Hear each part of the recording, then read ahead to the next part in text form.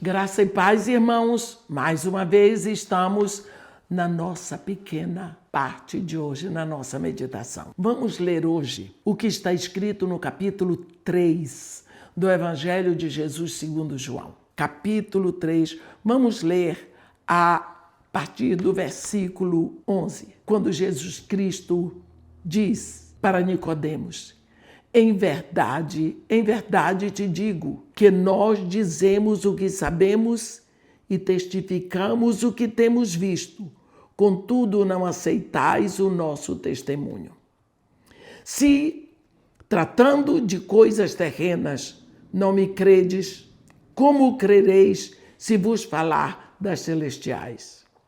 Ora, ninguém subiu ao céu, senão aquele que de lá desceu, a saber, o Filho do Homem que está no céu. E do modo porque Moisés levantou a serpente de bronze, a serpente no deserto, assim importa que o Filho do Homem seja levantado, para que todo o que nele crê tenha vida eterna. Amém. Quanto mais conhecemos a Jesus, mais conheceremos a Deus. E como poderemos conhecer melhor a Jesus? Só tem um modo, meus irmãos: investindo mais tempo em oração e explorando mais os 4 evangelhos. Explorando, entrando, buscando. Muitos cristãos só leem os evangelhos como fonte de estudo bíblico, em vez de buscar imergir, mergulhar na palavra, pedindo ao Espírito que guie o seu pensamento e o leve a conhecer mais a Jesus. Olhe, você lembra como foi que Deus criou o mundo? Deus veio no caos e disse lá ao caos: haja luz. A palavra, o verbo veio, coberto pelo Espírito, houve a explosão de vida. A Bíblia diz que o Espírito de Deus pairava sobre a superfície do abismo, mas o abismo estava coberto por trevas. Havia trevas sobre a superfície do abismo. A terra era sem forma, era vazia, mas o Espírito pairava. Quando Deus vem ali e diz: haja luz, Ele dá a palavra, houve uma explosão, o Espírito cobrindo a palavra, tudo começou. O caos foi embora, o cosmos começou.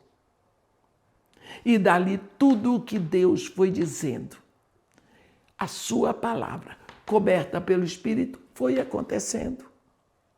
No ventre de Maria, o anjo, entre tantas coisas que disse para aquela virgem, ele disse para ela: terás um filho. A palavra caiu no ventre dela. Ela disse: como? Ele disse: Espírito Santo te cobrirá.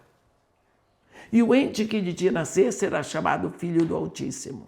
Ora, mesmo o princípio lá de Gênesis, o verbo coberto pelo Espírito. Ela disse: eis aqui a escrava, a serva do Senhor. Faça-se-me segundo a sua palavra. O Espírito cobriu a palavra, houve a explosão de vida. Jesus. Quando os discípulos de Jesus foram com Jesus para Betânia, dali Jesus subiu aos céus. Aqueles discípulos estavam impregnados da palavra. Eles estavam imersos na palavra, mas eles não prestaram para nada. Eles eram confusos. Eles desceram de lá, foram se fechar numa sala em Jerusalém com medo dos judeus. Por quê? Eles não tinham o Espírito, eles só tinham a palavra. O que foi que aconteceu? Jesus mesmo tinha dito para ele: ide e fazei discípulos, mas agora não, permanecei na cidade até que do alto sejais revestidos de poder. No dia de Pentecostes, a Bíblia diz em Atos 2, estavam todos reunidos no mesmo lugar. De repente ouviu-se um som do céu, como um som de vento impetuoso, que encheu toda a casa. Apareceram distribuídas entre eles línguas de fogo que pousou uma sobre cada um deles. Ficaram cheios do Espírito Santo. O que foi que aconteceu? O Espírito vem sobre a palavra que eles tinham. Pá! Houve explosão de vida. Eles começaram a falar em vários idiomas das maravilhas de Deus. Nunca mais se fecharam. Houve uma explosão de vida. Por que será que nós não prestamos atenção a isso? O Espírito com a palavra. No dia que você rendeu sua vida a Jesus Cristo, nesse dia o Espírito Santo veio habitar dentro de você. Agora você precisa da palavra, porque é o Espírito junto com a palavra que causam em você essa explosão de vida e de crescimento espiritual.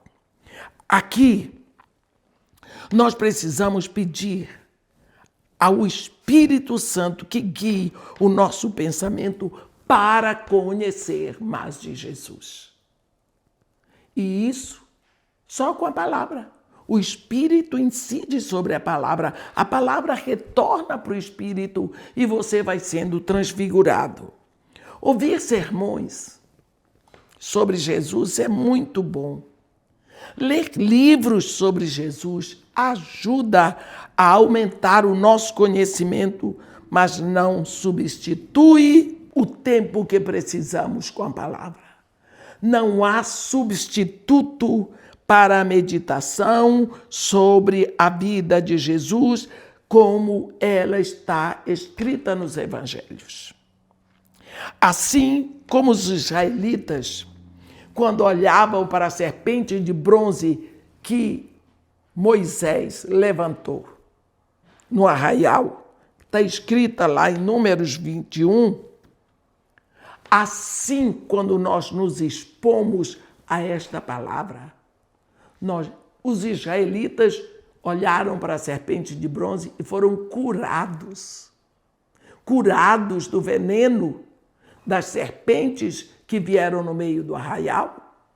Assim, quando nós nos expomos à palavra escrita, nós vamos sendo transfigurados por causa do Espírito que já está dentro de nós. Quando nós olhamos para a pessoa de Jesus nos evangelhos, a nossa vida vai sendo transfigurada. Nós vamos mudando de degrau de glória em degrau de glória. Paulo fala disso lá em 2 Coríntios 3, no versículo 18. Primeiro ele nos diz e nos lembra de quando Moisés esteve no monte muito tempo exposto diante de Deus. A glória de Deus, o brilho da glória de Deus incidiu sobre o rosto de Moisés. E quando Moisés desceu, o rosto dele brilhava. Paulo diz que o povo ficou maravilhado de ver o brilho da glória de Deus no rosto de Moisés. Mas Paulo diz que com o passar dos dias, o brilho foi desaparecendo. Paulo diz para nós que aquele Deus que estava do lado de fora, cuja glória incidia sobre Moisés, ele mudou de endereço para dentro de nós. Dentro de cada um de nós está o Espírito de Deus. Ele não deixou a sua glória lá fora. A glória veio habitar dentro de cada um de nós. E daqui de dentro, ele quer brilhar a sua glória. Quando nós abrimos a palavra, o Espírito Santo que está dentro de nós, ele incide na direção da palavra. E a palavra responde para o Espírito. E nós estamos no meio, sendo transfigurados pela palavra de fora para dentro e o Espírito de dentro para fora. E Paulo diz no versículo 18, na versão amplificada, traduzida, e todos nós, com o rosto descoberto, continuamos a contemplar na tua palavra.